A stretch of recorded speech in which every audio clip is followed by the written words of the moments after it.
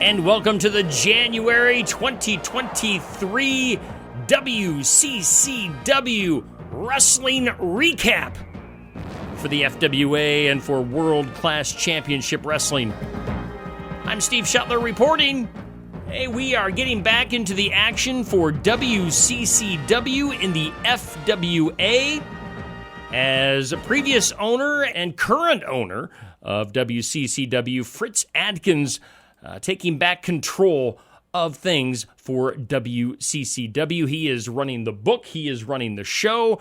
We opened World Class Wednesday for WCCW in January with a highlight video recap from FWA's Mistletoe Madness pay-per-view, which took place at the very end of December. A hotly contested matchup between three of WCCW's finest, as world-class Colt Cassidy, as well as Ace Remington and Fire were all going at it for the world-class world title at Mistletoe Madness. A little bit of confusion, a little bit of madness at the end of this matchup as we had referee David Manley taking an infamous ref bump laid out in the ring. That gave Colt Cassidy the ability to grab a chair from under the ring, the same exact chair that Colt Cassidy had used to dent over the skull of Ace Remington a couple of months ago. He brought that into the ring. He held it above his head and charged at his opponents. However, Fire instinctively ducked out of the way as Colt swung the chair down, and then Colt missed Fire and hit Ace Remington's head again with that dented chair. It's that chair in shambles now. Ace went to the canvas unconscious. Referee David Manley came to, clearing the cobwebs from his head. He did not see the chair shot at all. Fire took advantage of the situation. He got behind Colt Cassidy, did the old schoolboy, and got the pin, the 1-2-3, as there was a new world champion being crowned. The winner of this contest and new champion. Again, a new champion being crowned at Mistletoe Madness as fan favorite Fire gets the victory, his hand raised. Fan favorite Ace Remington, probably one of the most popular wrestlers in all of the FWA, going down in controversial fashion. He was not pinned, didn't have anything to do with the decision in this three-way match, other than getting his skull cracked open once again by Colt Cassidy. Colt took the pin, Fire got the win, and is now your WCCW World Champion coming out of Mistletoe Madness. From there on World Class Wednesday, we go inside the Sportatorium, where the crowd was going crazy. They were hooting and hollering. Those Texas fans, 4,500 of them, at the world-famous world-class home, the Sportatorium in Dallas, Texas. It's an old building. It has dust coming down from the ceiling, wooden boards creaking under your feet, chipped paint. You know, it's not the prettiest place in the whole world. It's not the greatest arena. It's not the greatest venue in all of wrestling, but gosh darn it, that place has character, which is missing in today's wrestling scene. The world-class Sportatorium in Dallas, Texas. You've got the heel locker room on one side. You've got the babyface locker room that come out right there in the midst of the crowd. So that the crowd is very hands-on when the wrestlers come out. They can reach out and touch their favorite wrestlers and the wrestlers that they hate as well. Security has to get involved every once in a while at the Sportatorium. So Mark Lawrence, your lead announcer, and his color commentator, the rough and rugged former pro wrestler, former Mid-South Commissioner Buckshot Watts, are your announce team for WCCW. They get you ready for the action for tonight. Got a few matches on hand, and we'll also be hearing from new world champion, two-time world-class world champion Fire a little bit later on. But let's see here, some tag team action to start things off. And in that tag team confrontation, we've got the team of Hard Justice, Axeman William Jefferson, and Bratman taking on the Scrubs, the Jobbers, agents number 2 and number 3, known as the Agency. Now, the crowd cheering for the very popular Axeman and Bratman. Referee Dick Hazard calling for that bell, which we just heard. Just a few minutes into the lopsided match, Axeman William Jefferson giving agent number 3 his good old-fashioned ass-whooping finisher for the 1-2-3. And Hard Justice come away with the win. Now, things weren't done there, however, as their celebration cut short. Doc Mustang and Sean Masters, 2/3 of the unit known as the Young Guns, sprint out from the heel locker room, and they attack Hard Justice from behind. Mustang in his cowboy hat that he wears really down low. I can't hardly see the guy's eyes. He levels Axeman with a Young Gun lariat. Masters with the I'll Make You Famous finisher on Bratman. The crowd irate until they hear some familiar music.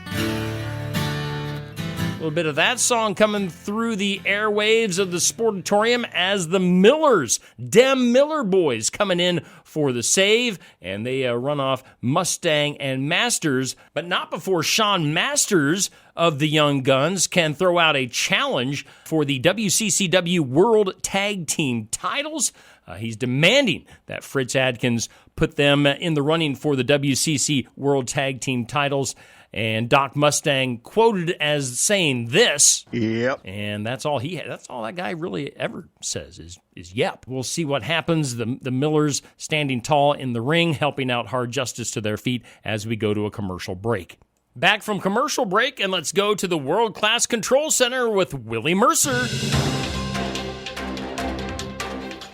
And at the Control Center, Willie tells us all about the information that we need to know for the upcoming pay-per-view, the Parade of Champions, coming up Friday, April 14th, live from Texas Stadium in Irving, Texas. I saw some footage from Texas Stadium along with WCCW highlights, expecting 65,000 fans in attendance for what should be a fantastic card at the Parade of Champions.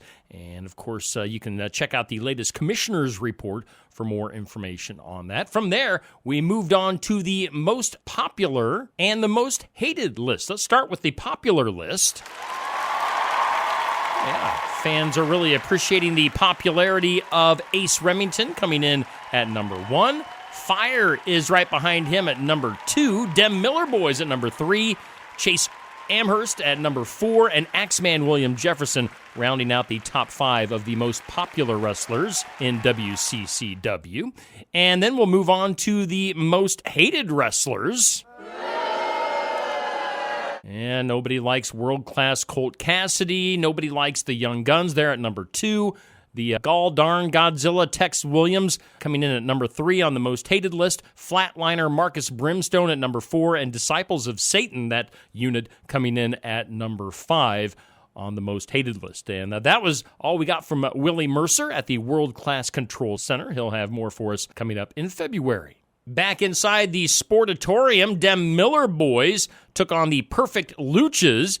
And about 11 minutes into the competitive matchup, Fred Miller got Diaz up for a pile driver, while Cecil came off of the top rope for a spike pile driver known as the Double Miller Driller. And Dem Miller Boys come away with a hard-fought victory on World Class Wednesday. And announcer Mark Lawrence at that time stated that Fritz Adkins' office had just sent out a memo saying that a 3-way number 1 contenders match in the tag team ranks will be held in February between Dem Miller Boys, Hard Justice, and the Young Guns. So we'll see who comes out on top in that 3-way tag match coming up in February. Going backstage to interviewer Misty Wyatt, she talks to Rockstar Razor Seether, who was talking about his buddies Blackout and the Roadie. They've got a scheduled 6-man tag team match in February on World Class Wednesday against their longtime enemies, the Gunslingers, Ace, Chase, and Magnus. So that looks to be a very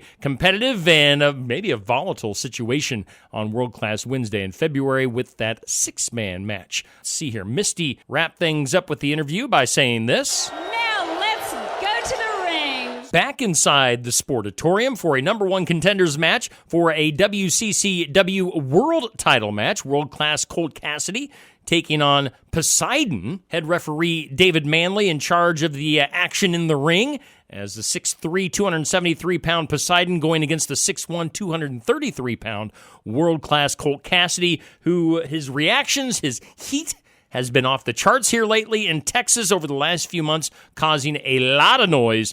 We go to the last few minutes of that matchup where referee David Manley has taken a tumble, and we hear this coming from the locker room. Not only that, but we also get a little bit of this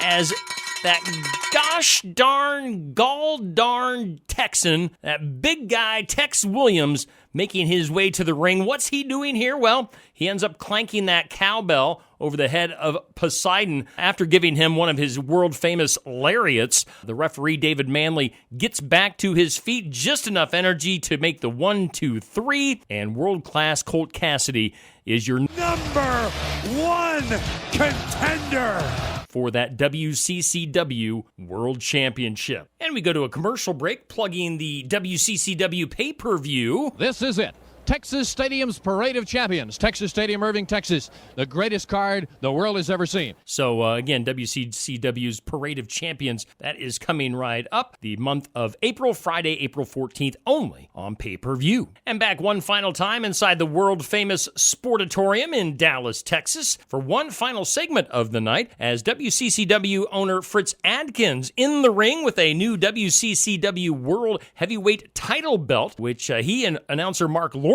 in the ring for this segment. To start things off, they bring out the now two-time world champion Fire for a presentation of the new championship belt. The fans going crazy for Fire, who seems to be just a really close second to Ace Remington as being the most popular wrestler in Texas right now. So Fire comes out. He has presented the new championship from Fritz Adkins. Before Fire can say much of anything, Ace Remington, his music hits. The crowd goes crazy, and Ace Remington comes out to the ring. He and Fire have some obvious tension between the two of them, both of them fan favorites, but some very, very high tension between Ace and Fire coming out of Mistletoe Madness, where Ace Remington ended up taking the chair shot from Colt Cassidy when Fire got out of the way instinctively. You know, he did nothing wrong. It was just a matter of Fire moving out of the way and Ace Remington taking that chair shot at Mistletoe Madness. So Ace and Fire, they exchange a few words. Tensions are high. And then, what do you know? World-class Colt Cassidy, along with his, now, I don't know, is he a bodyguard? Is he a hitman? What is Tex Williams doing with Colt Cassidy? Colt and Tex come out, interrupt the entire segment.